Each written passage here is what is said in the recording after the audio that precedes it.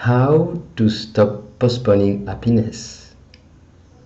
By realizing that your nature is not different from Buddha, Christ, all the great masters. The nature of Buddha is ever the same. Whatever appears to be different is only the appearance, an identification as a person who wants to reach Buddhahood or happiness. Every effort we make to reach happiness keeps us away from that, because it's a movement to achieve a goal. So to realize that this trap of doing or not doing, which are in this realm of time and space, they are inevitable. Our fundamental nature, or Buddha nature, is timeless and is absolutely not doing. It's not a relative non-doing from an individual. So it just takes this moment, which is the only moment now, to decide. And I guess if you are here now,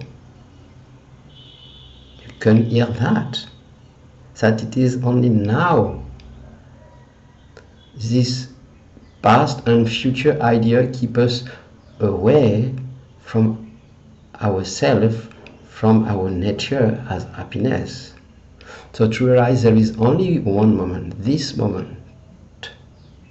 In this only moment, I decide that there is no difference between the nature of Buddha, Christ, any master, and this one.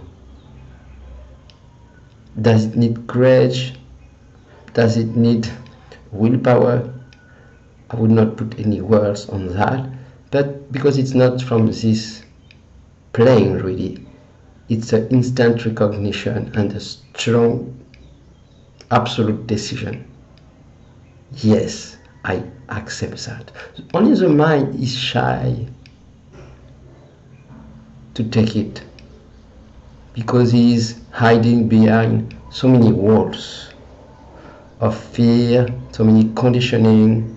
We don't have only this physical body, we have many subtle layers, and all our mental frame, conditioning, beliefs, fears, wounds create walls around us.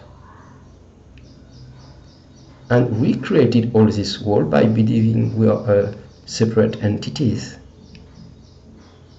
So all disturbances come from separation, by not having this absolute doubtless faith that I am this Buddha nature.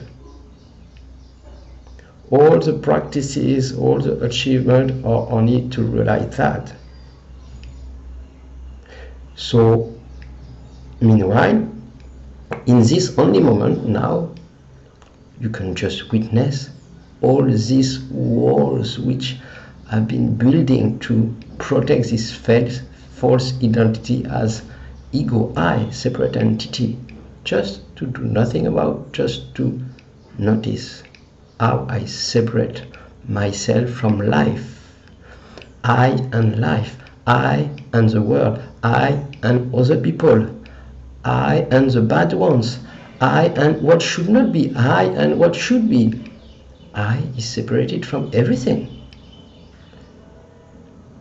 From this perspective, of course, we are bound to suffer. Enjoy, suffer, enjoy, suffer. But the nature of Buddha, what you are, recognize itself as not being in that.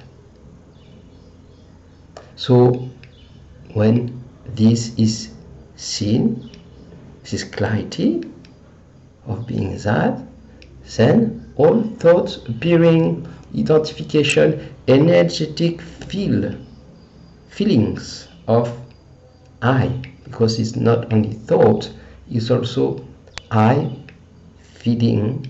When a disturbance comes, someone act not as I want, or the weather is not like I want, then there is this subtle I feeling, not necessarily thought, maybe we thought or not, but there is a contraction. So just to notice this contraction, which happens how many times in a day? So this is just contraction. To notice that and breathe. Maybe just breathe, relax and breathe, and witness that this is an illusory created I,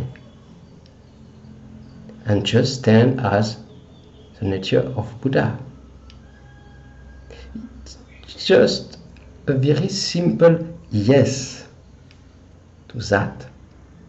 Yes. Only the mind, as I was saying, just try to push it away. No, I can't be that.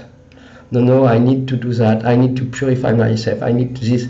So many things. And I see around me everywhere mostly the same trap. I have to do that before this. I have to do this, that. Before I can say yes. There is no difference between my fundamental nature and the nature of Buddha, Jesus, or any great masters. So that is so simple, as I often say, so simple, but the mind is hiding all the time in so many corners with all this protection, self-defense. What I like, I don't like. The basic functioning of I is I like, I don't like.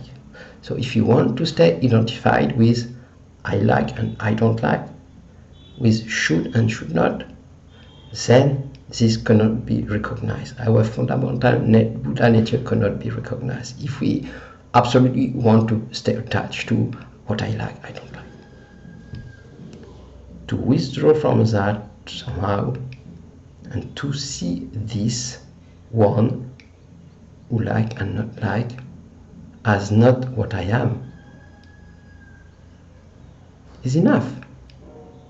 And then the show continues. Then there is an apparent I who has preference, but it's not me.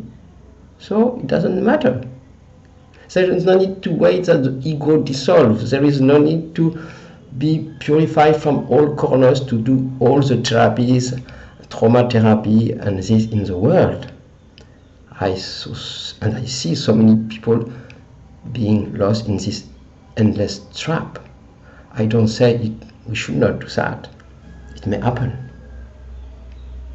But to lose ourselves in that is another infinite trap. Another polite way from the mind to say, no, I will not let go of myself. So just recognize the tricks of the mind by being trapped in doing healing, cleaning, and all this purification and stuff. It's a polite way from the mind to not just take that. Tatwamasi, you are that. Yes, and then so what? Whatever happens. Freedom is already here, always. So we can watch as the mind's play, which is seeking for relative freedom, relative happiness, relative abundance, and all this will always come and go. So we can watch that, but we don't need to buy in this supermarket. Like Jesus was kicking the table in the temple. So in ourselves we can do that. Just kick the table of this business. We don't need even to a kick, but just to not buy them. Let it happen, but being the silent enjoyer, ever free. And the silent enjoyer is the nature of Buddha, the absolute nature of consciousness that we are. So I'm very happy to be in that with you, and I will see you soon. You can like the video, subscribe to the channel, See you very soon. Thank you. Namaste.